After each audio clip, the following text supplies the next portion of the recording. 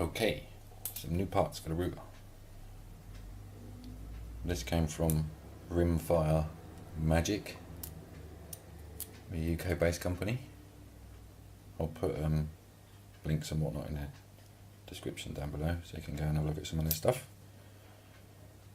This is an original metal Ruger trigger housing with some extra bits and pieces added in. I'll run you through the spec in a second. The specification from Rimfire Magic says there's a power custom hammer, an adjustable sear, and that's the core parts of the trigger job. It's got a power extended auto bolt release, which I guess is the thing that allows you to pull the bolt back and let it slide forward without having to mess around with this, which is, most of you know, if you've got a standard 1022, is complete pain. Roger at Rimfire Magic has polished all of the engagement areas on the hammer and the sear. I'll try and get in there and show you some details of those two parts in a second. Yeah, we do that now. So we've got to let the hammer drop forwards. Whether you're going to be able to see down in there, but I think the sear is just in front of the part that you can just about see moving down there.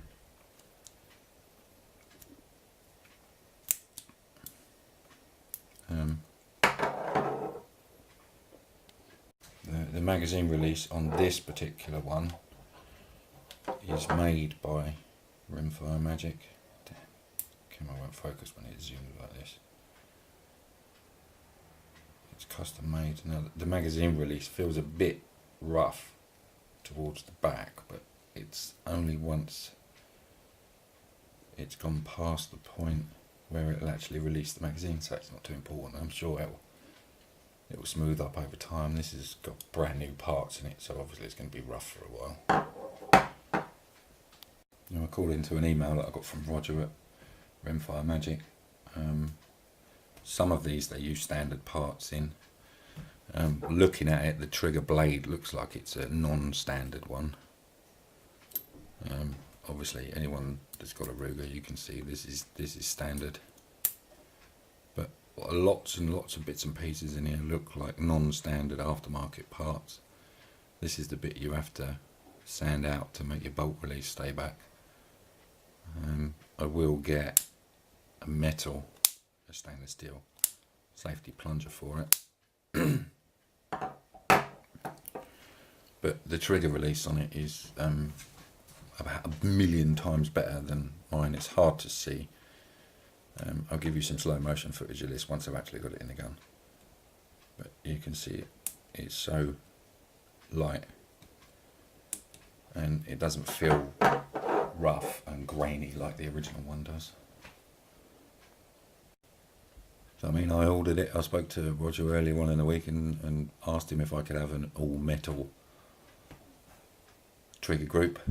Obviously this is the only part that's not metal yet, but you know, just from a quick email backwards and forwards, he said yes, well, I can provide you with an all metal one, and that's what I've got. And there's a few custom parts in there. 200 notes plus £8 delivery. Paid him on Thursday, turned up on Friday. All good. It's all good.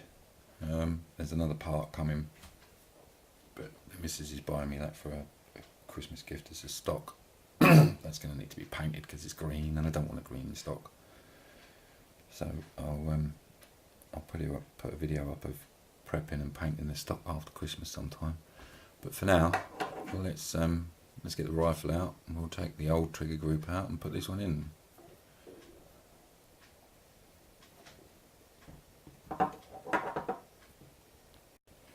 Right, so I think what I'll do is I will show you a 480 frames per second trigger pull with the standard trigger group, and then afterwards show you the same high-speed video using this trigger group. You should be able to see the difference then in the way my finger works on the trigger.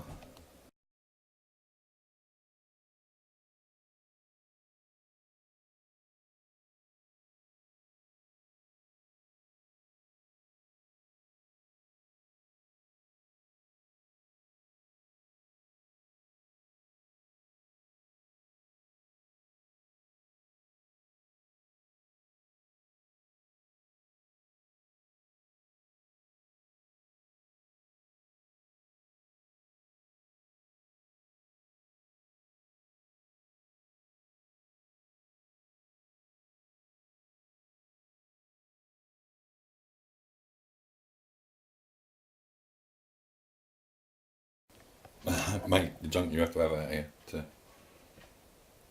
take a slow motion video indoors.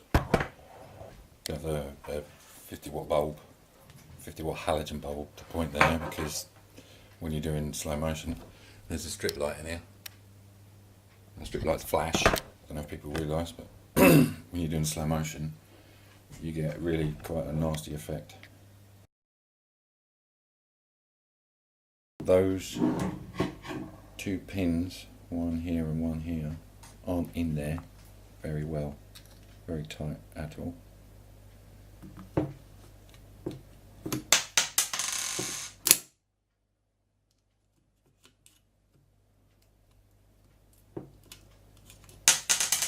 And that should be it. I wonder if I should give that a clean up in there. I don't think so. It's not that bad.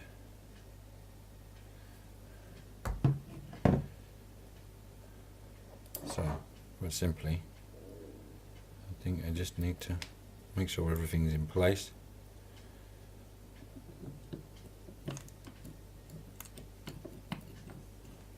Slide that in there and push those through. Where did the other one go? There it is.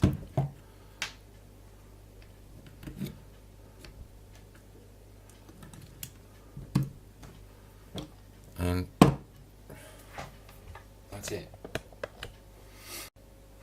You have to remember to try and make sure that this bolt stop goes back in, because in mine that's really loose. All the pins in mine are really loose. I don't quite know why.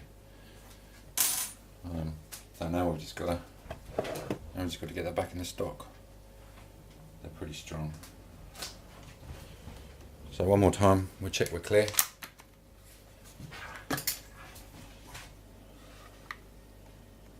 looks pretty clear to me.